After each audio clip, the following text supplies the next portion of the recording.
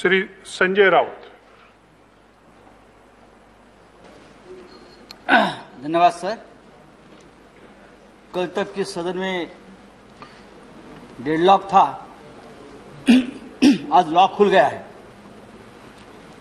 127 constitutional amendment bill 2021 bill लेकर सरकार आई है और उस पर सबकी सहमति बनी। हम चर्चा भी कर रहे हैं। पेगासस के बारे में शाम को बात करेंगे। बिल ऐतिहासिक है, बिल क्रांतिकारी है, लेकिन अगर एक क्रांतिकारी है तो इस क्रांति का श्रेय महाराष्ट्र में चल रहा मराठा क्रांति आंदोलन को देना पड़ेगा। इसकी वजह से आपको ये बिल लाना पड़ा।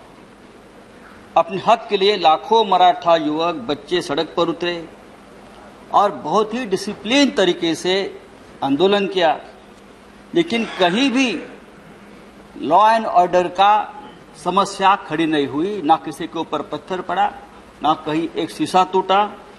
और इसके लिए सरकार को आज हमको ये बिल लाना पड़ रहा है।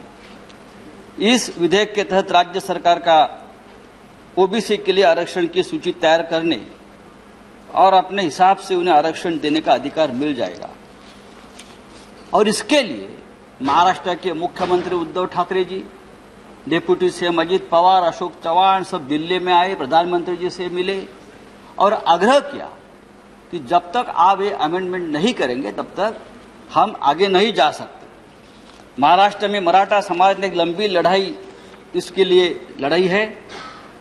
और लेकिन क्या इस संशोधन के बाद मराठा आरक्षण का मार्ग साफ हो जाएगा? मुझे लगता है नहीं, और इंतजार करना पड़ेगा।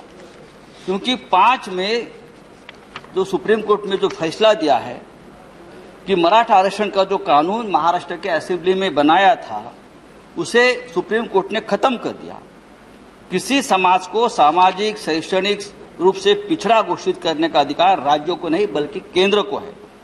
ये जब कहा तो महाराष्ट्र में बहुत बड़ा हंगामा हो गया, वापस आंदोलन शुरू हो गया और कोर्ट ने 1992 के इंदिरा साहनी वर्सेस केंद्र सरकार मामले का जो फैसला है वो कायम रखा।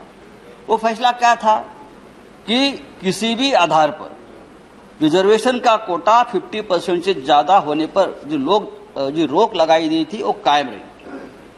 राज्य अपनी तरफ से रिजर्वेशन की लिस्ट में किसी और कम्युनिटी का नाम नहीं जोड़ सकते और ये फैसला national commission for backward class करेगा।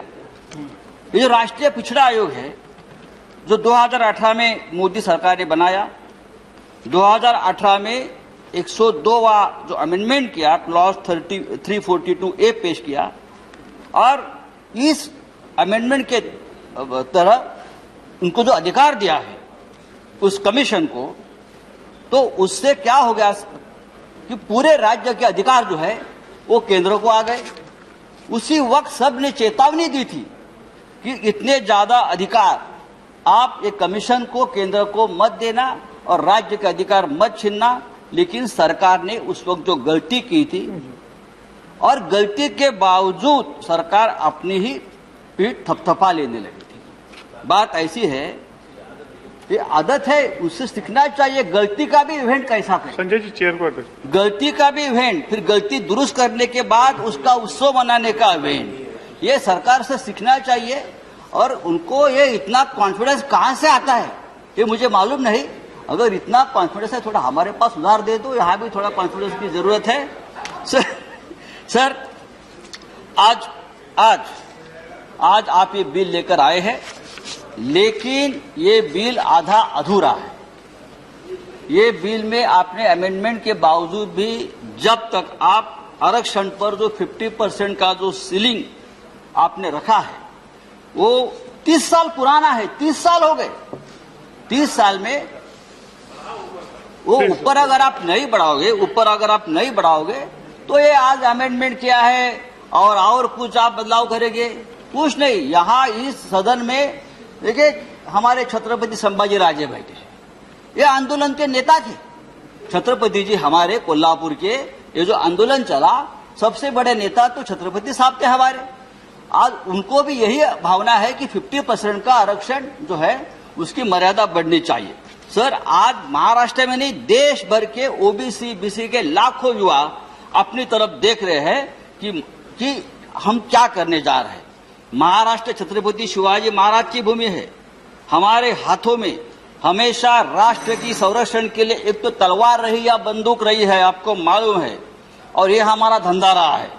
हमारे हाथों में कभी तागड़ी तराजू नहीं आया, ना चोपड़ी आई, हम तो लड़ते रहे, और इसीलिए सामाजिक न्याय की आस लेकर हम यहाँ खड़े हैं। ये सोशल जस्टिस का मामला है, ये पॉलिटिकल सोशल इंजीनियरिंग का मामला नहीं है। सर, दो सेकंड सर, 2 सेकंड।